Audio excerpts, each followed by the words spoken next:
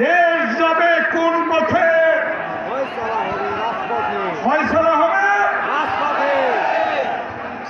দীর্ঘ 16 বছরের আন্দোলনের পরিসমাপ্তি ঘটে রাজপথে দেশ নায়ক তারেক রহমানের নেতৃত্বে।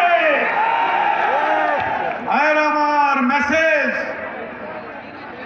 গণতন্ত্র দিবস আন্তর্জাতিক, জিয়াউর রহমান এক দলের পরিবর্তে বহুদলীয় গণতন্ত্র দিয়েছিলেন।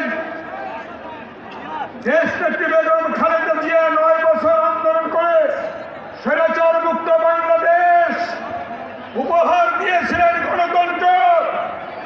আজকে এই বাংলাদেশ যে স্বৈরাচার জগদ্দল পাথরের মতো বসেছিল, সেই স্বৈরাচারের হাত থেকে গণতন্ত্র মুক্ত করেছেন দেশ নায়ক তারেক রহমান।